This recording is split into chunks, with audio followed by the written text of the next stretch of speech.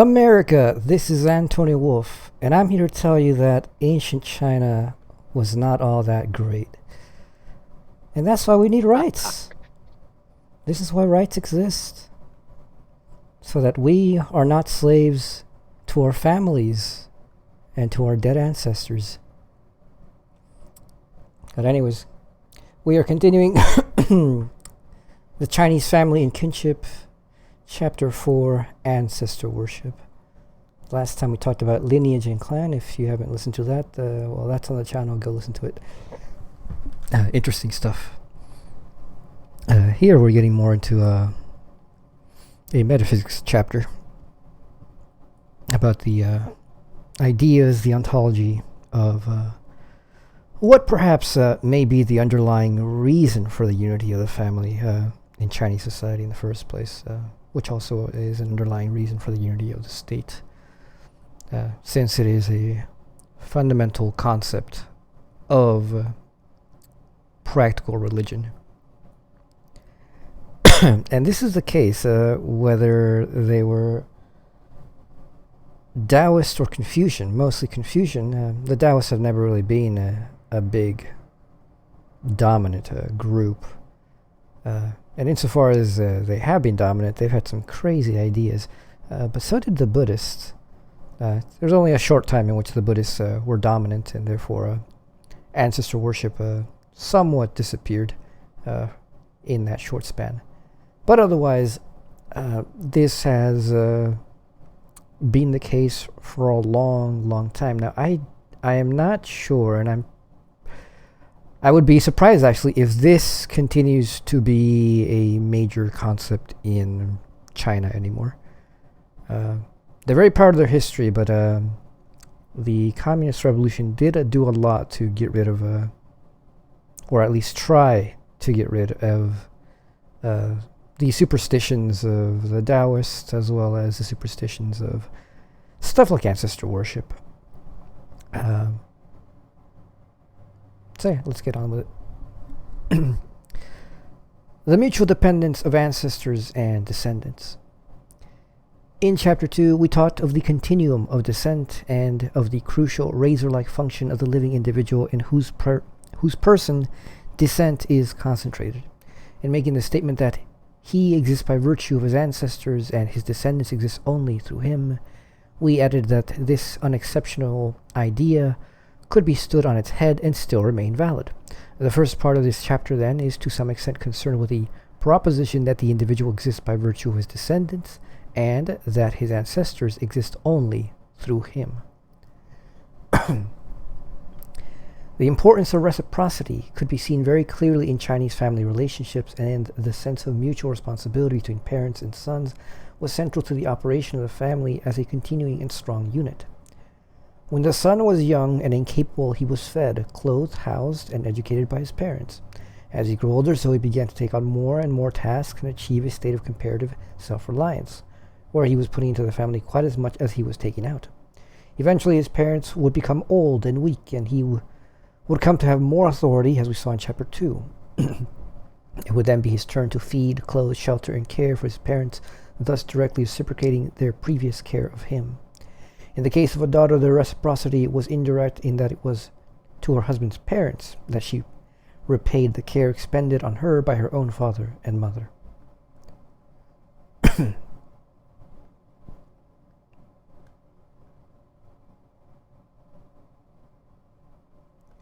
Such mutual responsibility between parents and children does not strike us as particularly alien or peculiar. Where the Chinese situation differed markedly from the Western was in the continuation of the parent-child dependence after the death of the parent. Death did not release the son from his duty to his parents, it merely altered the form which his duty took.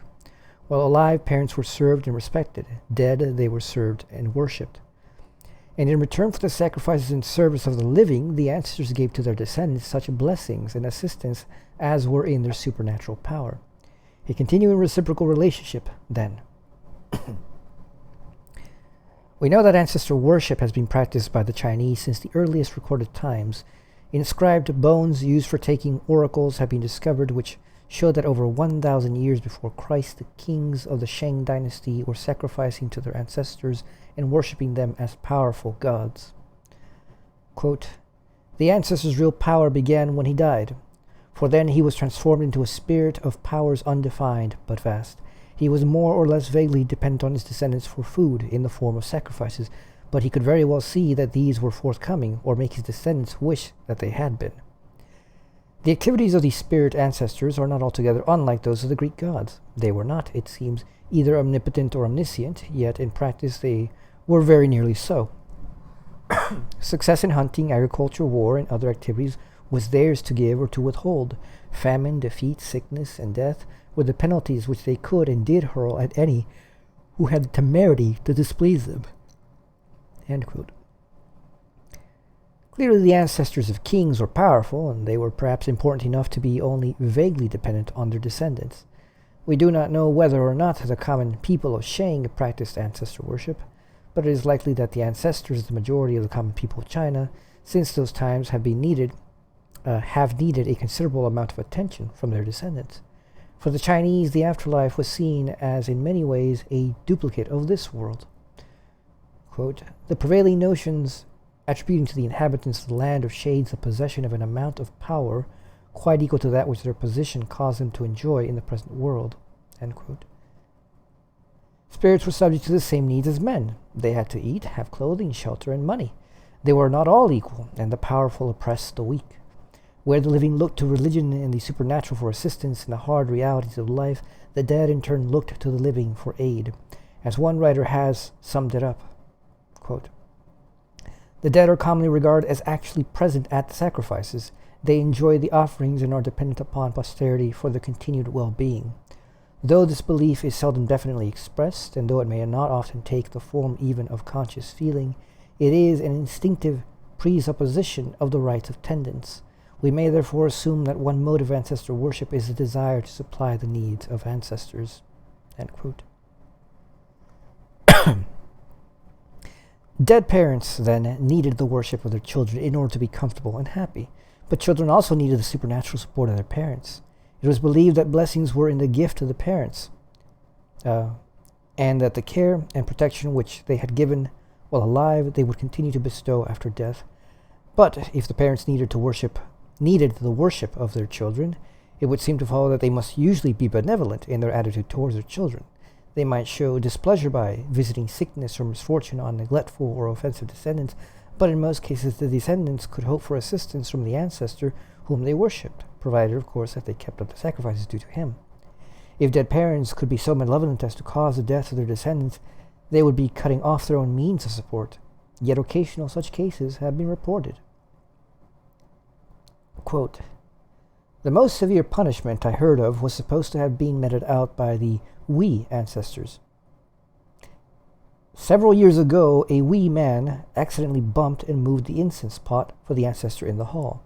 As a result, another man in the lineage died shortly after. When they opened the tablet box to insert that man's tablet, 2 more people died. Usually ancestors do not bring about serious infirmity without being seriously provoked, by having their oath broken, for example. Still, people do find it plausible that ancestors will inflict death as punishment, even for simple carelessness." End quote. It's interesting to see how similar these ancestor cults of China are to those of the early Greece, right? The idea that the afterlife is a duplicate of the actual world, and they still have hunger, they still have necessities concerning to conventional rituals that are owned to them, etc., etc. Yep.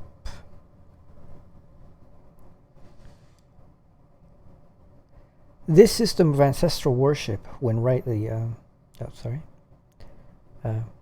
skip something. But a father is also of necessity a son, and the parents, when alive, had the responsibility of worshipping their parents in the same way. In order to continue the duty of the parents to worship so that the grandparents should not suffer deprivation, it became necessary for the children to undertake this service, and on the grandparents in turn had lain the same responsibility. Thus on the living could fall the heavy burden of worshipping the entire ancestral line. Quote, "The system of ancestral worship, when rightly understood in its true significance, is one of the heaviest yokes which ever a people was compelled to bear. The hundreds of millions of living Chinese are under the most galling subjection to the countless thousands of millions of the dead. The generation of today is chained to the generations of the past." End quote. In fact, the living seldom considered it necessary to be so all-embracing, as we shall see, but we might just note in passing that if worshipping what so many ancestors were a burden, given the reciprocal nature of ancestor-descendant relationships, at least the benefits obtained should have been felt to be correspondingly weighty. Non-ancestors. Ancestors whose lines became extinct, ancestors whose descendants failed to sacrifice, and those who died heirless were condemned to wander through the supernatural as hungry ghosts, spirits without sources of food, clothing, shelter, or money, the beggars of the afterlife. Public-spirited men might donate sums of money to hold ceremonies for the peace of these ghosts, but such ceremonies probably did nothing to preserve their existence, and their souls would gradually melt away. The Qing Dynasty philosopher Chu Shi said, quote, "At death, material force necessarily disintegrates. However, it does not disintegrate completely at once. Therefore, in religious sacrifices, we have the principle of spiritual influence and response. Whether the material force of ancestors of many generations ago is still there or not cannot be known. Nevertheless, since those who perform the sacrificial rites are their descendants, the material force between them is, after all, the same. Hence, there is a principle by which they can penetrate and respond." End quote. Under Buddhist influence, public ceremonies of appropriation have been held in the 7th lunar month annually since the 8th century. But the ceremonies have concentrated as much on clearing the world of these hungry ghosts and having them consigned to the guardianship of the rulers of hell as they have on their long-term salvation. Quote, "The gates of hell are opened and all the demons are allowed to return to the earth for the space of 30 days. In the temples and on the streets the priests pray for their release from punishment. These festivals continue until Ti Tsang's, the king of hell, birthday, at which time the ghosts are compelled to return to the underworld. As there is a great deal of danger from their presence, the people treat them most courteously during this period." End quote. Such depersonalized... the resonance with that book of De Colanges on the ancient city, the study on religion, laws, institutions of Greece and Rome is huge, man. I think we should read that book next in this context, because it is very similar, you know. Even the idea that a hungry ancestor would become like a hungry ghost that would try to fuck the living up, you know, it's very similar. It's identical, actually, in this particular aspect. No, yeah, and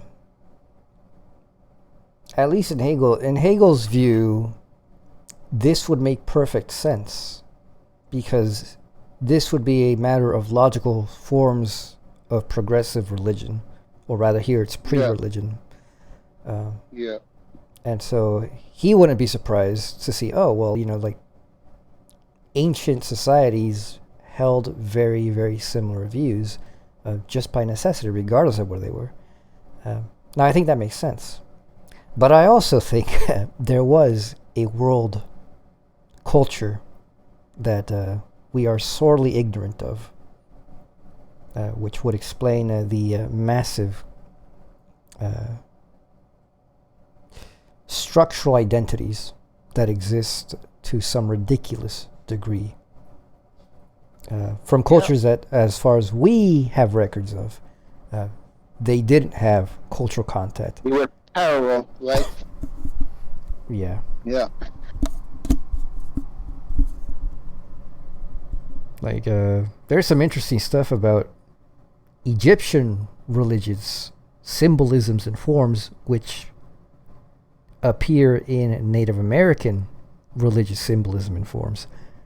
Like, straight down to the symbols. There is a specific symbol of an eye and a hand, which is correlated to Orion's, the constellation of Orion. And this is the virtually exact same thing in Native American religion and Egyptian religion. In its meaning? Yeah. Interesting. You're giving too much away. Yeah. There's a lot of weird shit. Those are the meetings we have under the docks. There are no docks around here.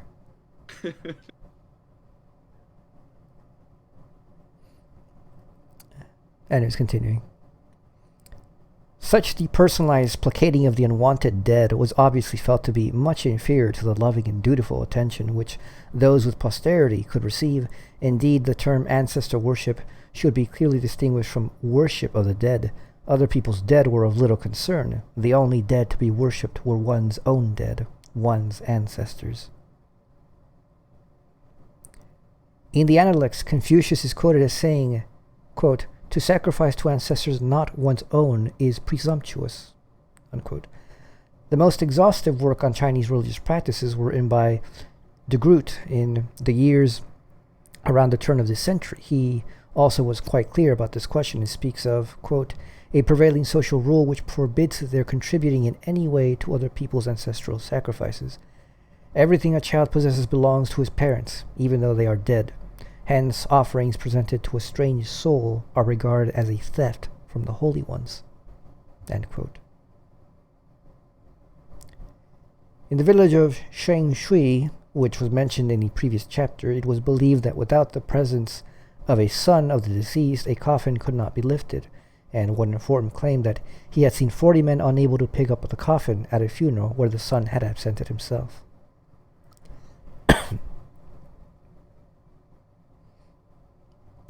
Ancestors, then, were jealous of the personal attentions of their own descendants and were not very receptive to the attentions of outsiders.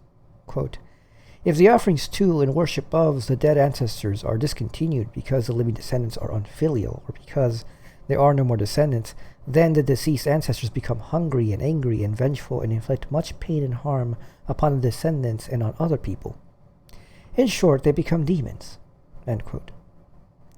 Both the living and the dead suffered when ancestral worship was not practiced. It was to avoid such suffering that the state, which was interested in giving support to the family, went so far as to legislate that even after ordination, Taoist and Buddhist priests must continue to worship their ancestors on pain of corporal punishment and defrocking. But even if we set aside those unfortunates whose lines died out and whose descendants failed to worship them, there must have been others who could not come into the category of ancestors. Quote, "Those who died unmarried or under the age of 12 received simple rites or none at all. The latter were not even marked with the spirit tablet in the family altar." End quote. Difficulties arose also with men who could not or did not marry, or those who had no sons and were unable to adopt a son. Some of these men must have had to resign themselves to eventual ritual extinction, but others who were less unlucky might be included ex gratia in the worship of their brother by his descendants, this form of worship being known as supplementary sacrifices. Eunuchs were cut off from their families and, except when castration was performed late in life, had no means of becoming ancestors. Quote, "As eunuchs after death cannot be sacrificed to by their children, they have none, the government allows a yearly sum to enable a certain number of eunuchs to go to the cemeteries in the spring and autumn to burn paper money and offer sacrifices at the tombs of those who have been buried there." End quote.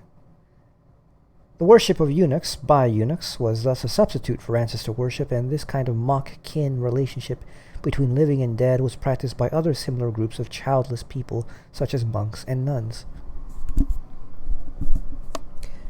There could be explanations for non-worship of those who died young.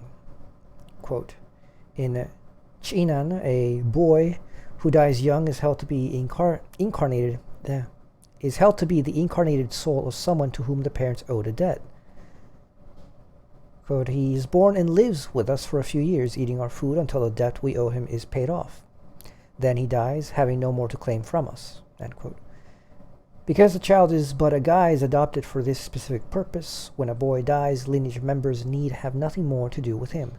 No one is further obligated to him. it is assumed that he lived only until the debt owed him was repaid in full." End quote.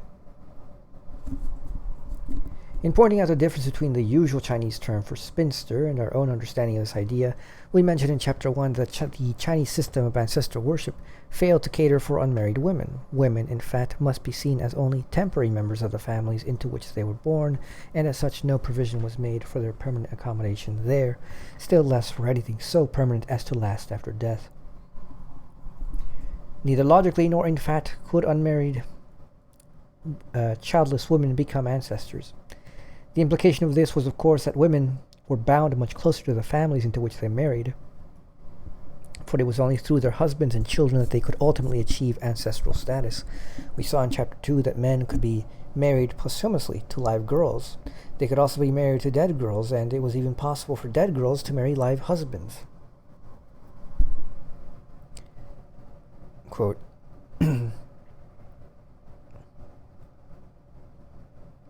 "Spirit marriage occurs when a girl who has died in childhood appears to her family in a dream some years later and asks to be married.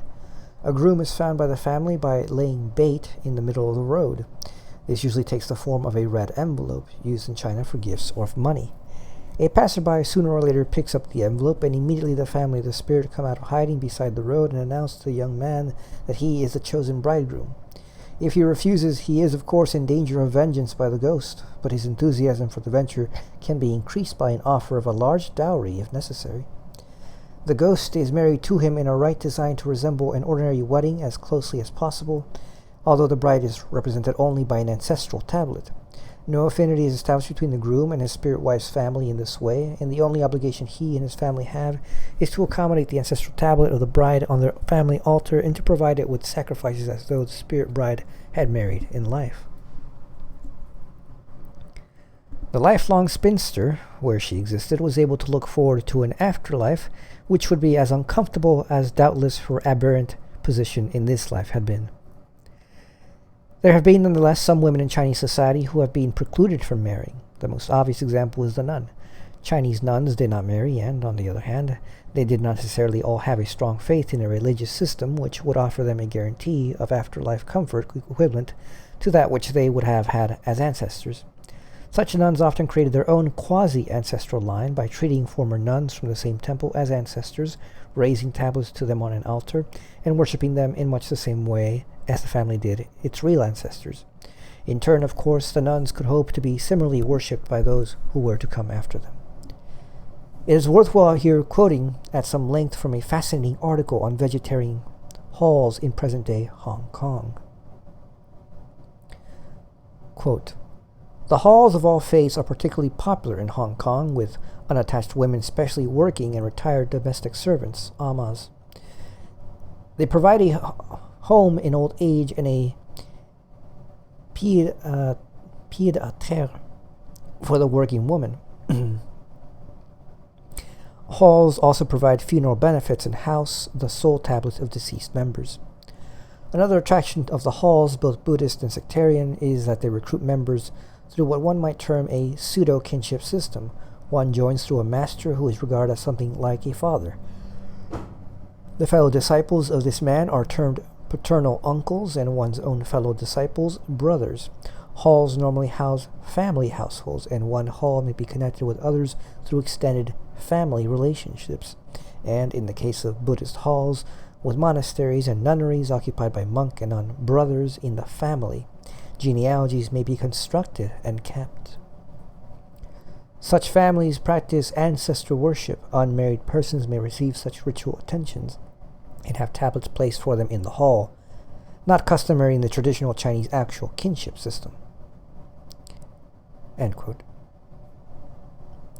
All this makes it apparent that the ancestors were of great importance in Chinese society. It goes without saying that no man can exist without having had ancestors, but we may now perhaps see more clearly how for the Chinese no ancestor could exist without having living descendants.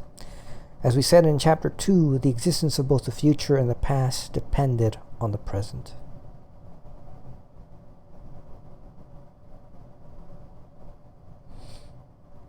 So this brings back to mind that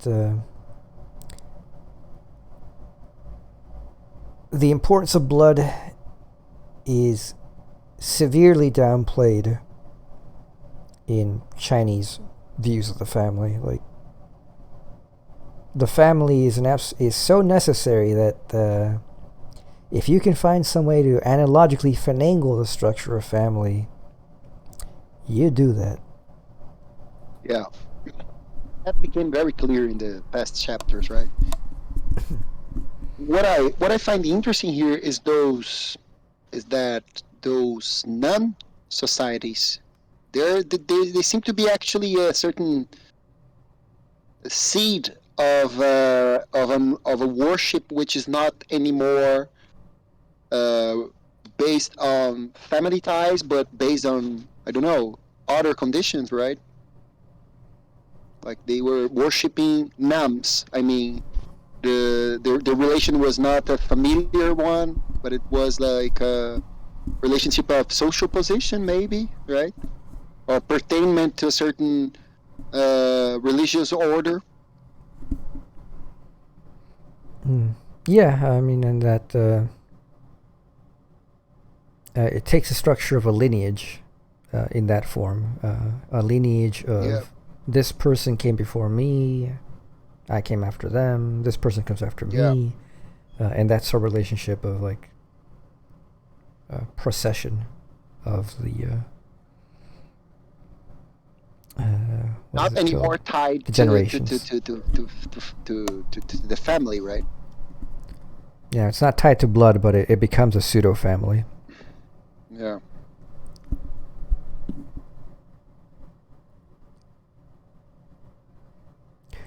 Which, going back to Hegel's judgment that what the core of China is, ethical substance, makes perfect sense. That it would have nothing to do with biological ties in the end. It's about the social substance, which is a social relation. So long as you put yourself in that relationship, then it is as real as any other form of that relationship. So long as you operate as the structural position demands you to, you're fine, right? Yeah. It's not about looking at your son and seeing him as some kind of genetic continuation of you and look into the face of your son and say, he's so similar to me. No, that's not the point here. Yep.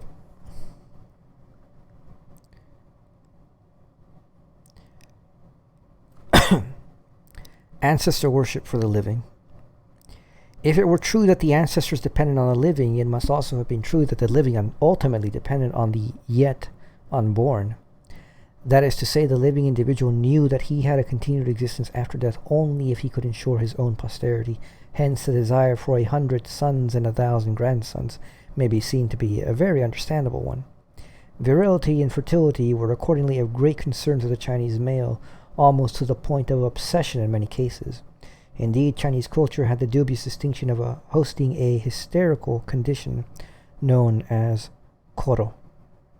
Quote, Koro, well known among the Chinese as shokyang, is a belief that those afflicted with the disease experienced a sudden feeling of retraction of the penis into the abdomen with great fear that, should that retraction be permitted to proceed, and if help was not forthcoming, the penis would disappear into the abdomen with a fatal outcome.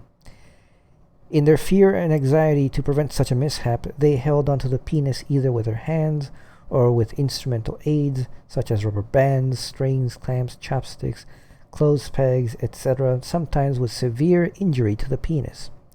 In Singapore, for many weeks in October and November 1967, there were widespread rumors that koro was caused by eating the flesh of pigs recently vaccinated in a mass campaign to combat swine fever. This led to almost a standstill in the sale of pork in markets, eating stalls in restaurants, and affection by koro became epidemic.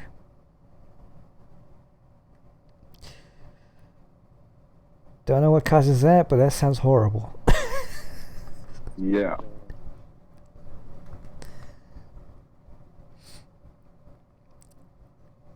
It is perhaps not surprising that there was a vast number of medicines and foods which were taken primarily for their supposed aphrodisiac or strength-giving properties. Quote, the basis of both external and oral aphrodisiacs was usually herbal, and the commonest ingredients being ginseng, sulfur, cinnamon, cedar seeds, seaweed, pine needles, and powdered charcoal. To these were added one or more of the following: liver extract of various animals, distilled urine, human or animal, secretion from the human sex organs, from tame bears, goats and bulls, hymenal blood, and the excreta of certain animals and birds notorious for their powerful or predatory characters. A third popular constituent was relegated to shape, its likeness to fertility symbols, and in this category were the horns of various animals, plants, fungi, and cacti of penis-like mold, and certain marine objects. These were powdered and sieved before being swallowed. The best thing you can do is to eat dick if you're having coral.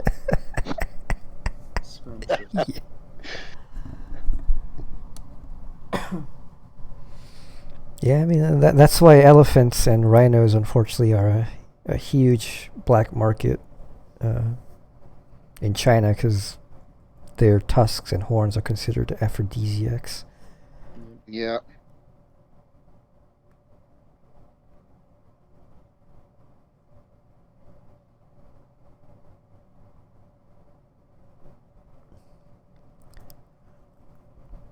Continuing. The list of special foods was endless and ranged from highly expensive items such as dried stag's penis for making soup with, down to common items of everyday diet thought to have aphrodisiac properties. Still, there were those who could not produce children, and ways around the problem had to be found. Concubinage was one remedy for childlessness or heirlessness. By no means everyone could afford to take on another mouth to feed, but for those who could afford it, it was an obvious course. A wife who had no children or no sons, for both of which failings she rather than her husband was considered to be responsible, might actively encourage her husband to take a concubine. On the one hand, this enabled her to keep in her husband's favor and reduce the slight risk of her being divorced for barrenness.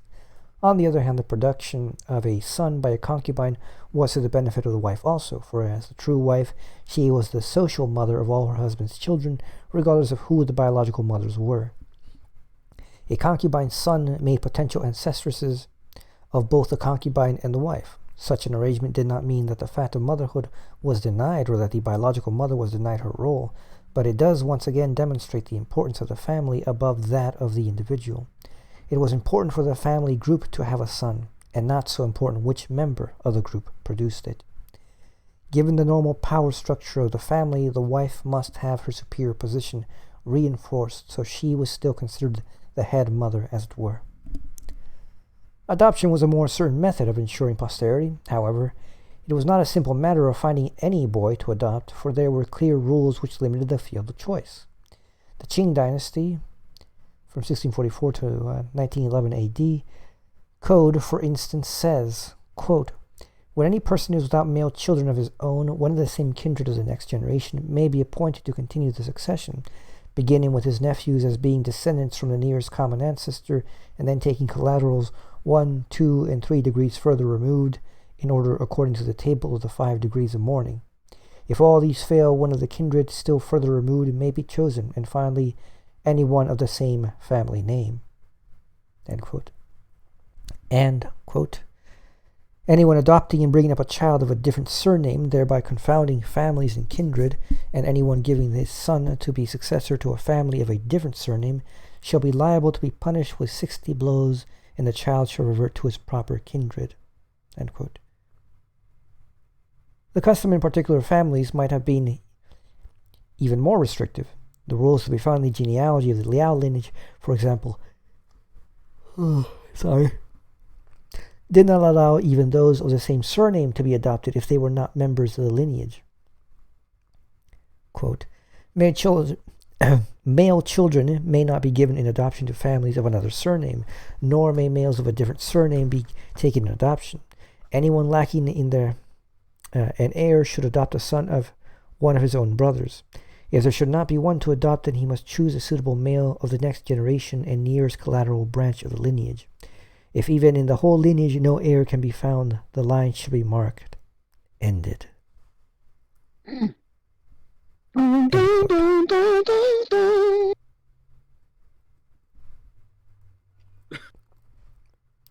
Pretty harsh. X-Files. The living were the... Yeah, go ahead. Can't the dead work their way through their deadness? You know what I mean? Like, I bet there is dead rice to be planted, you know? Like, fuck off. There is no free lunch, you know? What are you doing with much time in the afterlife, dude? Pedro, that's literally what seeds are, is free lunch. You just plant them and they grow. Yeah. Planting is not Infinite easy. Reproduction. Hyperion. I know. It's not like cheese and macaroni. You put in the microwave and it's done. I don't do that. You do. You are American, dude. Come on. I don't. I'm just kidding. I'm just kidding. That must be. I haven't been dedicating my meals to my ancestors. It's probably my problem. Yeah. I don't even know who my father is, so. I'm sorry. Don't be You should sorry. marry a Chinese ghost. I am a good candidate for adoption. I mean, but I think I would be a bit rebellious, you know. Yep. The living were Janus faced with regard to ancestor worship. On the one side, they anxiously attempted to placate and please their ancestors. On the other, they looked to their descendants for similar treatment in due course. Their worship was both a payment to the ancestors and a premium towards an eventual endowment. It's an investment.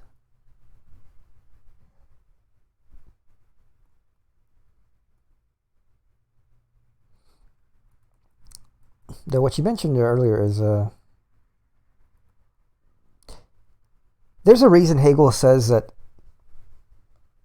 notions of like this don't yet have a notion of real immortality, because they're just the natural world reflected on the spiritual world, and the same rule and the same fundamental objectivity of the natural world then goes into the spiritual world. But then this cannot be a spiritual world if that is the case.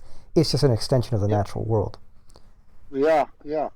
There's this guy who wrote that book, Phenomenology of Life, and one of his main points in the book is that ancient people actually they didn't make that separation between spirit and matter, right? Like everything was this one and just one monistic vitalist entity, right? So it's interesting to see how this separation is needed so as to take a bit of the burden of the dead from the shoulders of the living, right? Because if you seriously believe, because I think the problem here is that people really believe that. Like people really did believe that. They didn't have this analytical, perfect division between spiritual, non-localized entities and material localized entities, right? People really believed that, like, and their myths reflect that. You know, it's funny to see how. It's funny to see that story in which the father was being buried, and they couldn't get his coffin off the ground because the son was not present. It is interesting. Like if you are nowadays a person who believes that everything is to be explained by matter, by stuff and their interactions, it is hard to believe that those are not rumors which were used and spread out as to give a certain factual justification for for their beliefs, right? Yeah. But still, it's very interesting to see how you must, in a certain point of history, become a dualist, right?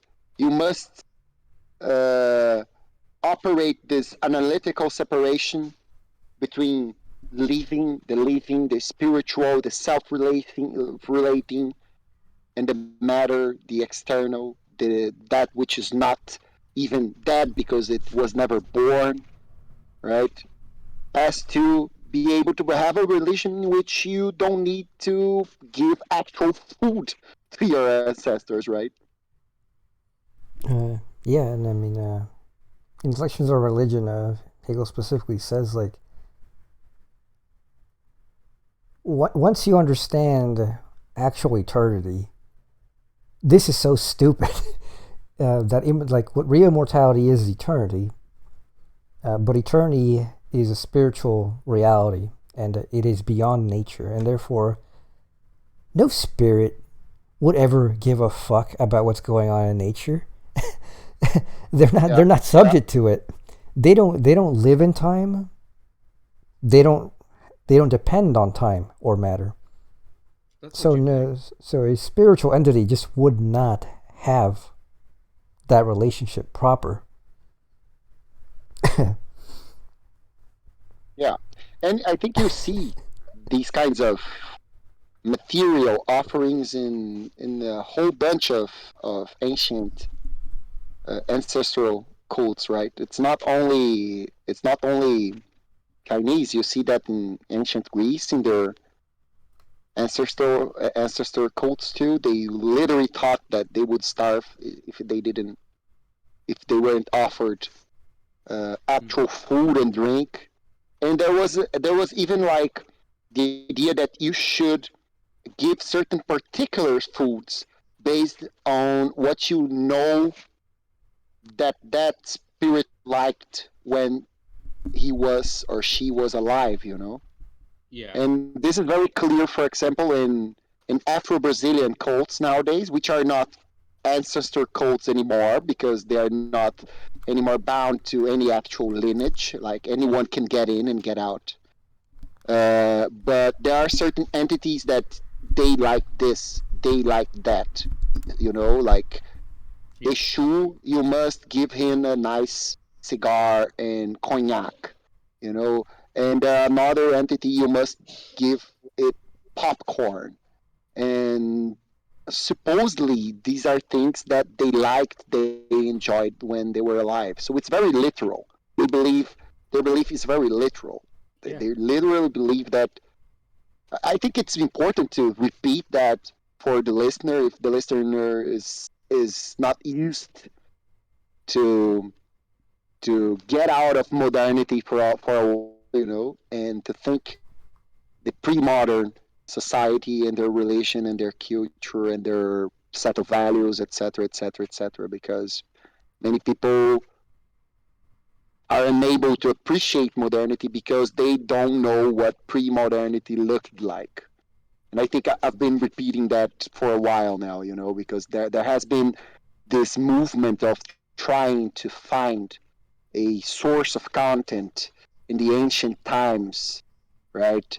Trying to remedy the alienation of modernity with some coming back to idyllic times in which everybody was getting along so well and they had a community and they have a certain transversal ethics which would comprehend everybody and everybody knew their places and everybody was all right. And it's funny because this kind of fantasying the past is common both to the right and to the left. The difference is that the right is making fantasies about ancient Greece, and and the left is making fantasy about like pre-colonial Africa or pre-colonial indigenous cultures and stuff like that. And well, they are all kind of shit if we compare to this modern standpoint. Like, Africa is not especially shit. Like, it is as shit as ancient early Greece. It is as shit as pre-colonial indigenous cults, And I'm not saying that because I don't find some kind of appreciation to those cultures. I do find, but I respect them enough to say to their faces that they are kind of shit from the Yes. standpoint of modernity. The superstitions are stupid, man. Like, people, I don't know why people pretend like they aren't. Oh, but they believe in the mother goddess and the spirit. It's fucking dumb. Like, This is like Antonio. I think this is like a very, very necessary consequences of the idea that reason alone cannot account for the legitimacy of modernity, right? So if everything is a product of contingent historical conditions, right, given by mere convention, where are we going to find a source of a better world? Well, you're going to find it in observing another historical cultures. Of course, those kind of researches actually imply a certain uh, modern standard, right? which yeah. is which passes without any explicitness or justification. Uh, but if you do not believe in the power of pure reason to establish the validity of modernity, and if you are uncomfortable with certain social institutions that are prevailing nowadays, you are going to try to find true observation examples in other cultures, right? Now, the criteria of selection of the good examples is a mystery for those people. They simply imply that and use them, and that's it. Use it, I mean, and that's it. So it makes perfect sense why those people are so nostalgic, right? They are trying to find that all-encompassing unity that those civilizations did have for centuries in their prime, right? They are trying to find they're trying to come back into a situation in which you had a certain cosmology that would assign you to a certain position, again over and against the idea that you are not born into a certain position in modern times, so you must determine yourself to be in a certain position, right? So in the end, it's like a good but temporary remedy to a fractured modern soul, which will not work. Yeah. Now, to put a positive spin on it, like, this whole thing, like ancestor and progeny, like, there's a dialectic that goes on here. It's a real dialectic. That the ancestor is ancestor only through the progeny, and the progeny is progeny only through the ancestor. They exist. It's a logic of essence. They exist on the conditionality of each other.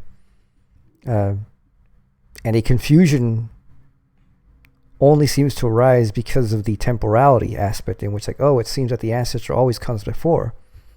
But practically speaking, they realized that though there is the ancestors, every living individual, one, the ancestor needs their worship, and two, they themselves are going to become an ancestor, and thus also become the ancestor. And so there's a problem of reflexivity. If the dependency of the ancestors on the living are explicited to the consciousness of the living, you have over there like the one of the beginning of a certain better valuing, let's say, of the individual, like over and against culture and the past, right? Yeah, because you're going to say, okay, you are always trying to subordinate me. You are always asking stuff from me as if I needed you. But you need me because you don't have ethereal ghost rice, and you seem to do not work in the afterlife, right? I imagine there were a few bright Chinese young men who realize this and threaten their parents with, "If you don't treat me well, I will commit suicide and you're fucked." Yeah, I mentioned that in our reading of the second chapter, right? But not in this context. Like, suicide was a big deal, right? Like, so you had some form of bargain against your family through suicide, right? Yep. So is that I did catch you saying that that's in your opinion. I think Hegel's argument against eternality in that mode of either this Greek-styled hell, which really does seem like hell. It's a pretty boring fucking afterlife. Who wants that? Yeah. But also the more the Hindu and Buddhist notions of reincarnation, which he also critiques as being not properly immortal, and therefore they cannot really indicate the nature of the soul, properly speaking. So while logically it does not preclude the possibility that there may be a larger process of life ongoing in which individuals may actually be undergoing sub-individual lives, still is true that that process itself remains a natural process and cannot actually be called eternal or immortal, and therefore cannot be the ultimate nature of the soul.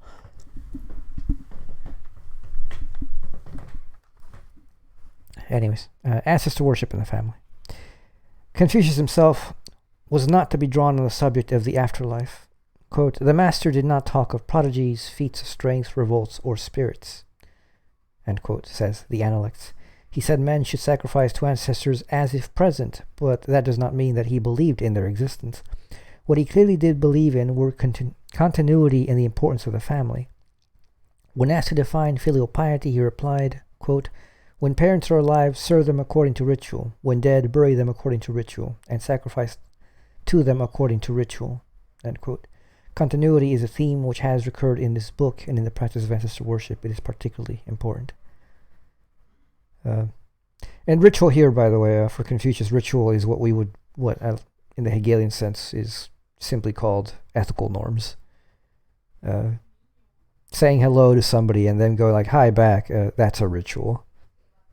If you're in Japanese, taking your shoes outside before entering into the house, that's a ritual. Bowing, to say hello, that's a ritual. Those are all arbitrary ways of recognition, right? Recognizing the other. Yeah. So we live in the same place. We have like fundamentally the same beliefs. And there are passages in the Analects in which it seems that Confucius is very open to the revision of rituals, so that rituals can change, and it's fine, so long as rituals remain, because rituals are what bind us together for Confucius. Yeah.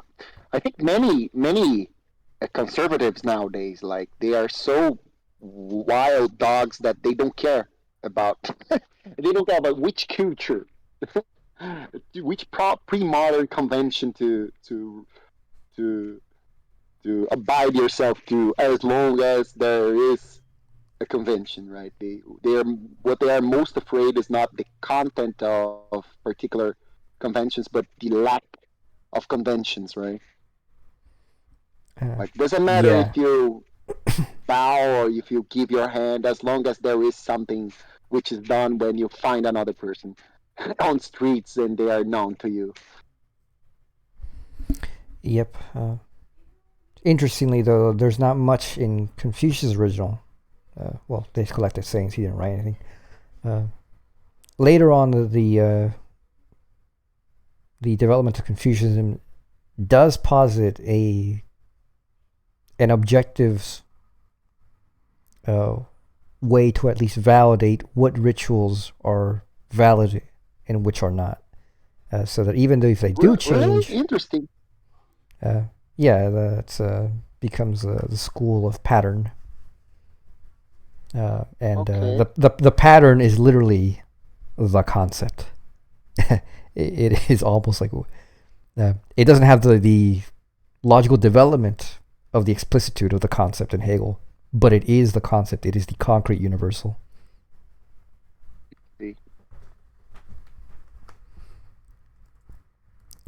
So continuing. If the parents when alive needed food, clothing, shelter, and money, and if the afterlife closely resembled this life, then the parents when dead would continue to need food, clothing, shelter, and money. To supply them with these essentials was one of the fundamental purposes of ancestor worship. Transfer of the goods from this world to the next was achieved, for the most part, by burning. Paper clothes, paper houses, paper servants, paper money. Not earthly banknotes, but specially printed notes for afterworld use. Paper sedan chairs and paper horses could all be sent on to the ancestors in this way. With food, however, it was possible to be more realistic, and real foods, often in great variety and abundance, were offered to the ancestors. The foods were not burnt, merely offered, and the dregs were finished by the descendants once the ancestors had extracted the essence from them. The afterlife is, it seems, subject to modernization in the same way as this world, and it has become not uncommon for paper cars and even paper aircraft to be burned for the ancestors' use, which I have also seen cigarettes offered with the food, and, like the food, consumed by the living once the dead had taken their fill. You can actually give weed for your ancestor. Yeah, so it wasn't too much of a at least as far as the stuff that wasn't the food to supply the ancestors. It wasn't like an economic burden. You just buy paper shit. They're like, oh, we need the ancestors need money. Just buy some shitty like paper notes specifically. Like buy some Monopoly money. We're not gonna burn real money. They don't need real money.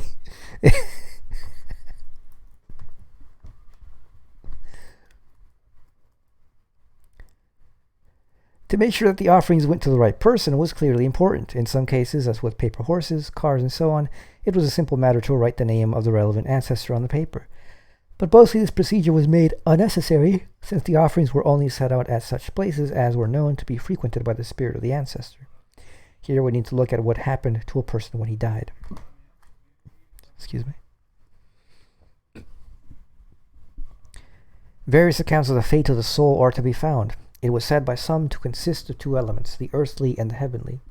Other versions pointed out that there were actually 7 earthly and 3 heavenly elements. Yet others had it that each man had 3 souls. And doubtless there have been many Chinese who have been unaware of the existence of more than just one soul. There even appears to have been a belief that the ancestor might be present wherever his name was written down, and this would chime in with the almost sacred quality which the written word came to acquire in China. When I asked permission to copy down the genealogy of the Sheng Shui Lao lineage, one old man told me, quote, I don't know if the ancestors will like it in London, end quote. He clearly felt uneasy that the ancestors would be taken back with me in the copy. The fact is that an ancestor could be worshipped in a number of places, and a coherent theory to account for this must indulge in notions of divided soul, or of separate souls, or perhaps of an undignified flitting of the soul from one place to another, following its worshippers.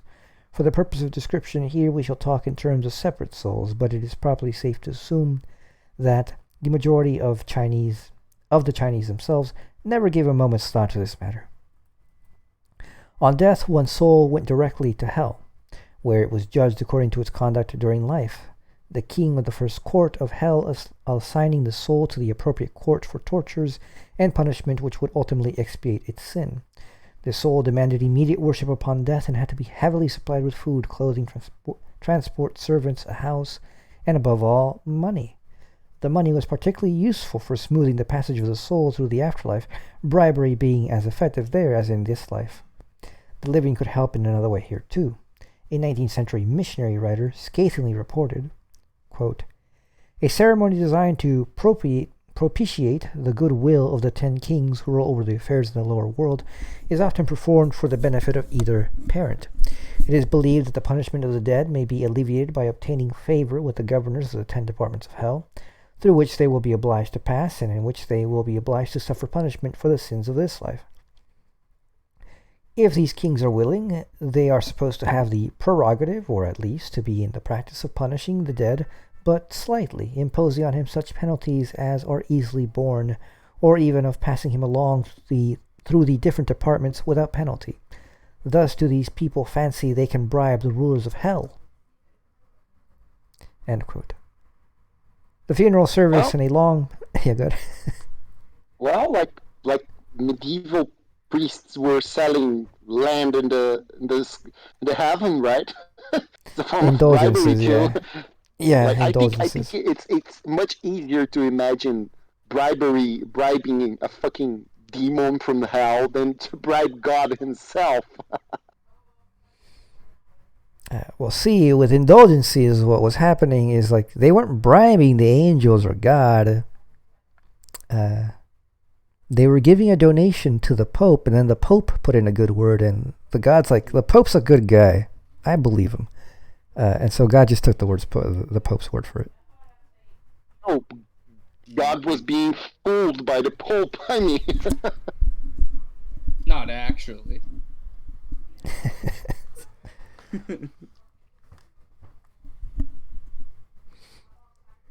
So at the same time, Our Lady of Guadalupe, you know. You mean the alien? Yeah, whatever she is. You should hear the story of that. You know the story about Juan Diego, the Indian, and the appearance of the Lady of Guadalupe. No, I've never heard of it. And if you read like the actual original story, like it's a fucking alien, dude. It's totally an alien.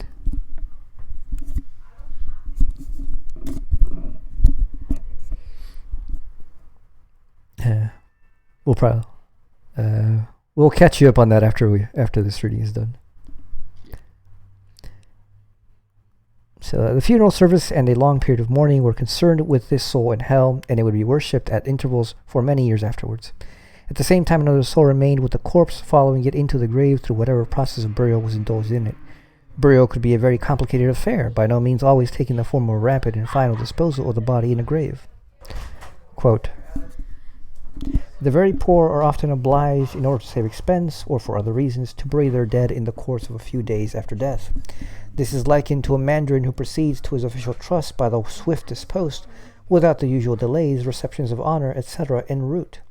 It is considered disreputable and a mark of the very lowest poverty, or that the dead is destitute of friends and relatives who take an interest in the honor of the family. End quote. Goddamn, you can't please these people. So if you're a Mandarin and you're like, I need to get my shit done, and you're like, I just want to get my shit done. They're like, sorry, you're doing things too fast, my friend. They're like, you chill. You know, it's disreputable to get things done in that kind of manner.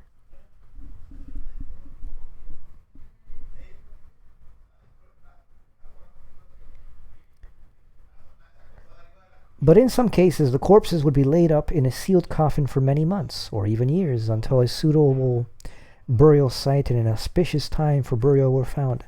Sometimes a grave site might be proven inauspicious when ill fortune struck the family of the deceased, and the body would then have to be exhumed and another site found. In parts of China, it was almost standard practice to bury and rebury the body, a hastily dug grave serving as its resting place in the first instance, and then... Quote, some 5 or 10 years later, the body is exhumed, and what can be found of the bones are cleaned and put into a large earthenware urn, which is left out on the hillsides. Sometimes these urns stay there until they break and scatter their contents over the ground, but ideally they are looked after and worshipped every year by the descendants, while an auspicious time is awaited for the bones to enter the third and final stage, which is reburial.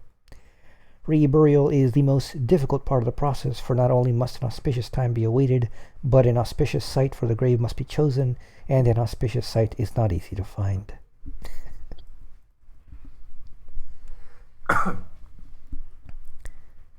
The ancestor could be worshipped wherever his remains were, regardless of the stage of burial, whether in an unburied coffin, temporary grave, urn, or permanent grave. Usually a headstone or plaque of some kind identified the ancestor and formed the focus for his worship. Often the names of those male descendants of the deceased who had contributed towards the cost of building the permanent grave were inscribed on the headstone, the stone thus serving both as a reminder to the living of whom they were worshipping and as a reminder to the dead of whom to benefit. This grave-based soul was normally worshipped only once or at most twice a year. The principal occasion for grave visiting was during the spring Qingming Clear and Bright Festival, sometimes known as the Grave Sweeping Festival, when it was the duty of the living to clean up the grave sites, weeding and sweeping, repainting and repairing, and putting down lime to discourage the growth of plant life. The ancestors were sacrificed to and worshipped by the whole family, and the ceremonial foods were eaten afterwards at a picnic held beside the graves. Some families repeated the ceremony during the autumn, usually somewhere around the 9th day of the 9th lunar month, and some confined their worship to the autumn only. But beyond these two occasions, attention was seldom paid to the graves. Yet another soul resided in an ancestor tablet in the home, often placed in such a position that it overlooked much of the life that went on there, a permanent presence watching over the doings of its descendants. The ancestor tablet could take several forms. The most common was a narrow wooden block, about 1 foot in height, sunk into a wooden base support. Phallic symbolism has been attributed to this, perhaps not unreasonably, given the importance of fertility and virility in Chinese culture.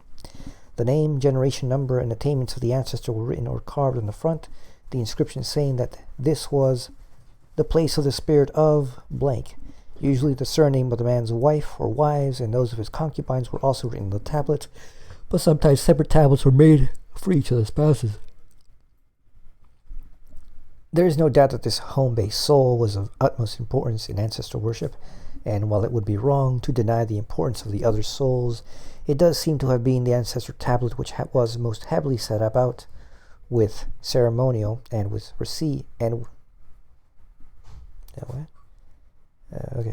set about with ceremony and which received the largest share of ritual attention. Quote, "The tablet is first dotted and then placed in the niche above the ancestral tablets of the family. An acting mandarin, if possible, to engage the services of such a man for the occasion, is called in. The higher his rank, the greater or the more auspicious the omen for good to the descendants of the person whose tablet is to be dotted. It must be premised that, to this period, one of the characters which have been written upon its front is deficient in one dot or stroke.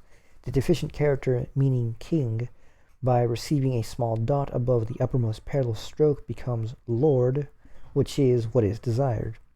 The mandarin daughter, or the daughter, whatever his rank, uses a vermilion pencil. The eldest son kneels down reverently before the daughter, who dots the king character with the required stroke, making it into the lord character. He then returns it to the kneeling son, who reverently places it in the niche provided. After this time, the tablet is regarded as a bona fide residence of one of the three spirits of the departed." End quote. Every day tea and incense would be offered to the ancestors in the home, and an eternal light of some kind was often kept burning before the altar. This was usually a small saucer of oil with a wick floating in it, though of recent years a red-painted low-wattage electric light has been much in fashion, but by these means the ancestors were constantly borne in mind. This is exactly like the sacred fire in the houses of early ancient Greeks. They always kept fire, eternal fire that shouldn't be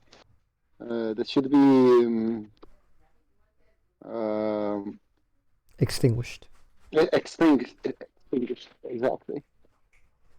Yeah, I remember that. I wonder if that has any connection to the more ancient Persian cult of fires. Mm-hmm.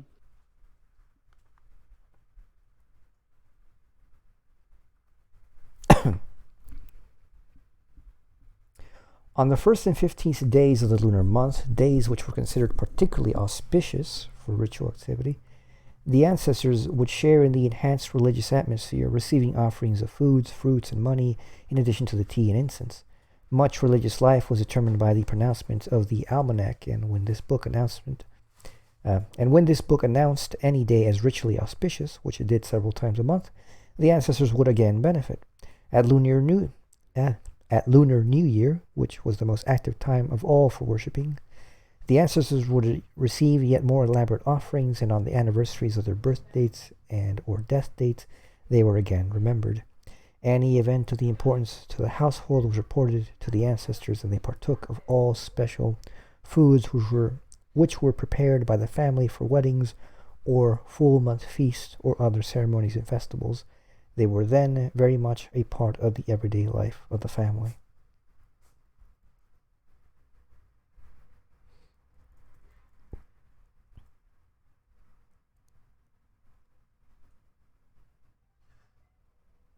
And by the way, there's some interesting stuff about the history and the occult meaning and reason for like people picking solar and lunar New Year's as their demarcations of the years.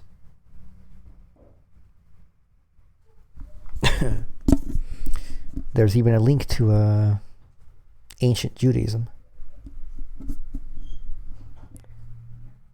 where Yahweh is to some extent linked to the moon.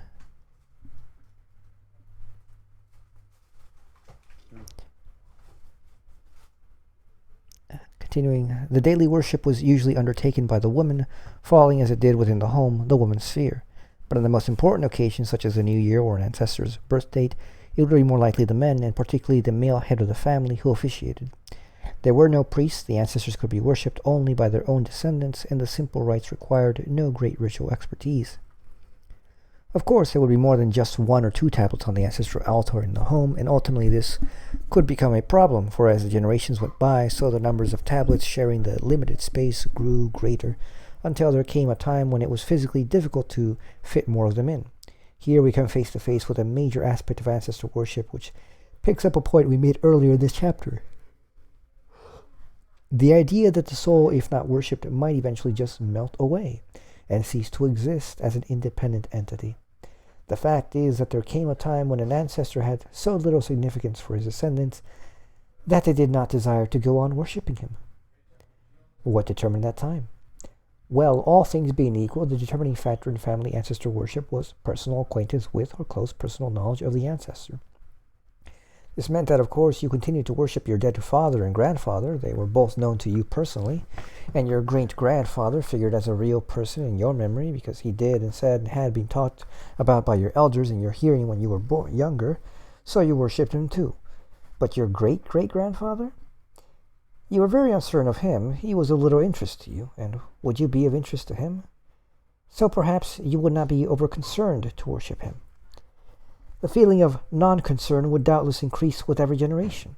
Consequently, there was usually a limit to the number of past generations represented by tablets on a family altar. Some accounts speak of as few as 3 generations only, while 5 generations seem to have been as many as most families cared for. 5 is a very significant number in the Chinese scheme of kinship. We have already explored the 5 human relationships, Wu Lun, and the 5-generation family, and now we meet another 5, the 5 mourning grades, Wu Fu.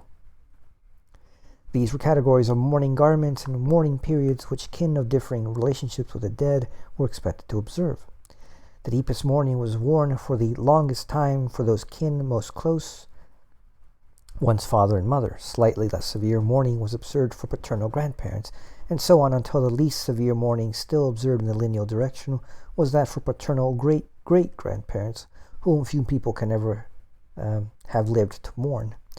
The mourning prescriptions worked similarly in a lateral direction, so that a deeper mourning was observed for one's brother than for one's first cousin, and the least severe for one's third cousin. This is shown in Figure 11, page 109. Now, what these mourning grades effectively did was to mark off for the individual a special group of kin with himself at the center, a cell of close relationship within the larger cell of relationship which kinship in general formed. This cell was the ultimate in kinship, a group from within which was utterly impossible to select a spouse. But the other side of the coin of close ties with a limited group of people is the weakness of ties with people outside the group, a point we shall be making again. Therefore, it made sense that when an ancestor fell within the range of his close-knit Wu-Fu group, he should be worshipped, but that when in the course of time he receded from the living so far as to be outside of the Wu-Fu group of the eldest surviving members of the family, interest in him should quickly be lost. And of course, given the reciprocal nature of things, he, for his part, may be expected to have lost interest in the living too. It might also be pointed out that from a practical point of view, a man could expect to get better returns from worshipping his father, who had only to divide a supernatural aid between him and his brothers, than from worshipping his grandfather, whose help was being tapped not only by the man and his brothers, but also by the father's brothers and their sons. A great-great-grandfather might be dissipating his blessing over a large number of descendants, and if these powers were not infinite, the individual worshipper could hope for only a small portion in return for his devotions. After a few generations, then, the problem of overcrowded altars was solved by weeding out the oldest of the ancestor tablets and disposing of them in a ritually acceptable manner, usually by burning or burying, thus making room for more recent tablets. The older graves, too, went untended until they were overgrown and forgotten.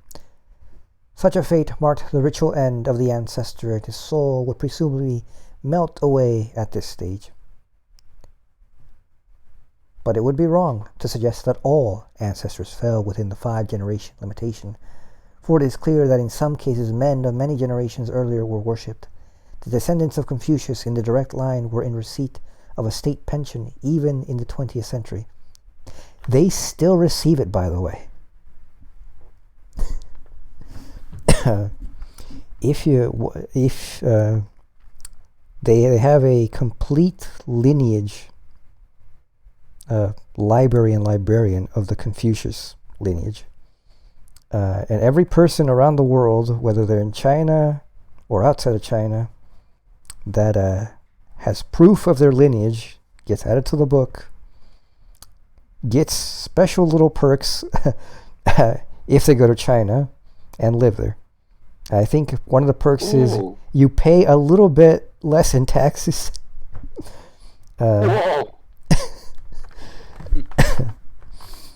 Like the Cultural Revolution didn't destroy that? Damn.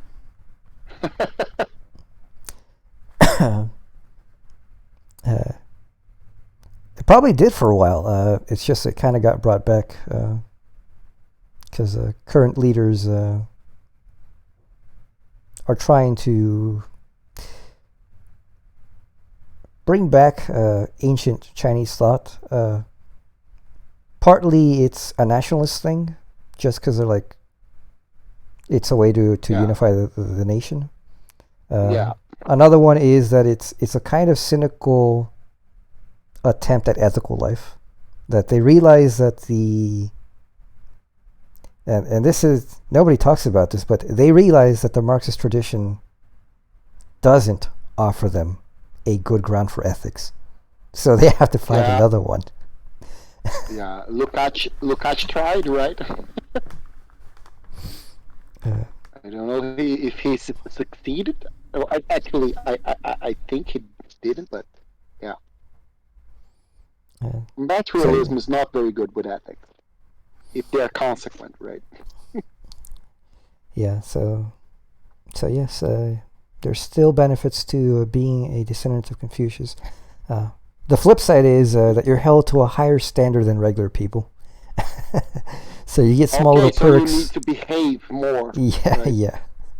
Like more responsibility over your shoulders. Come on, behave. You are a grandson of Confucius. Yep, don't bring shame upon his lineage. So continuing, quote, "There has been no family in China which can boast that its ancestors have never worked for the last 500 years, like some aristocrats in France or the Habsburgs in Austria, except Confucius's family, which has not worked for the last 2,000 years."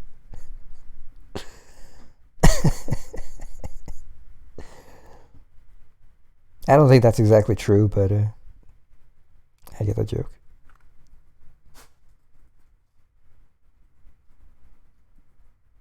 Because at least the famous members were proper philosophers in their own right and were teachers.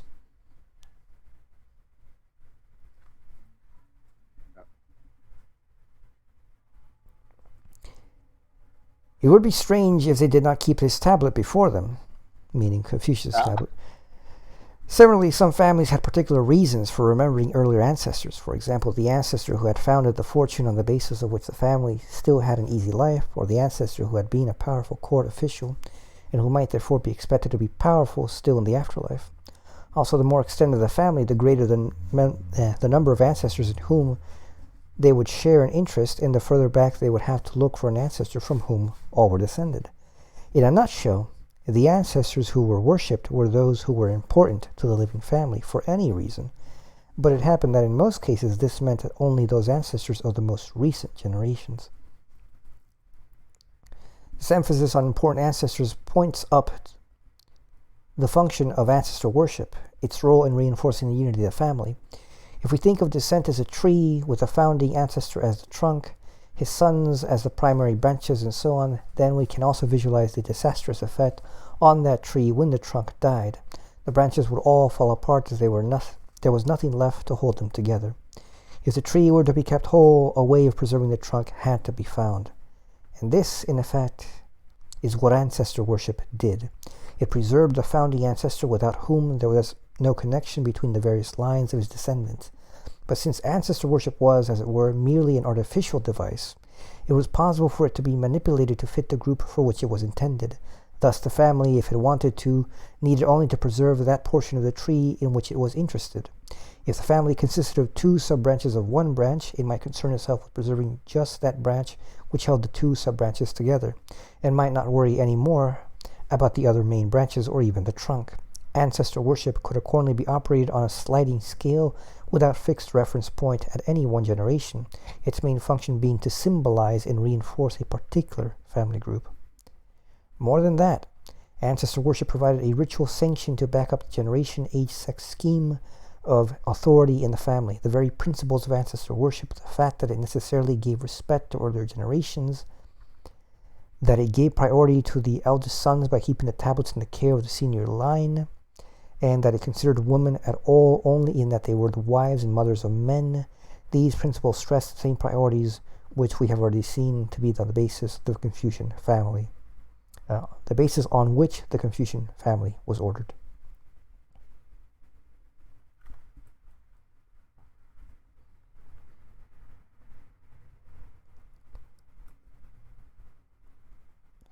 Just checking to see how long this is.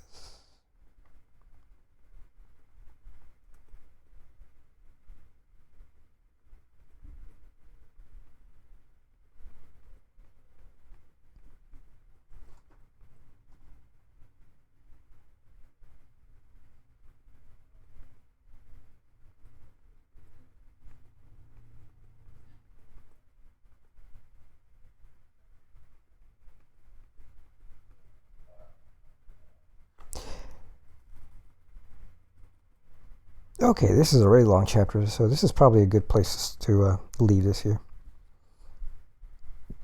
So, sure. Interesting. Yet another example of how the formality of the family operates. This thing about, when we began the book, it was just like, oh, well, the ancestors are important, and the family's important, and, it's unbreakable and whatnot. And then we find that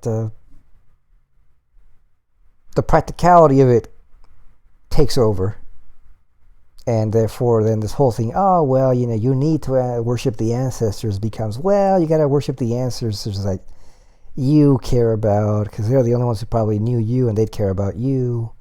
And it starts, this thing that seems like such a solid, indissoluble link,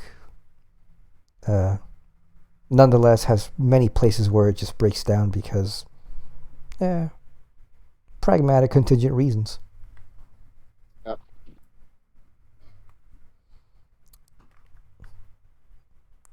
So all right, next time we will begin with ancestor worship and larger kin groups. For those who Nice. for those who are listening, hopefully you found it interesting. See you next time.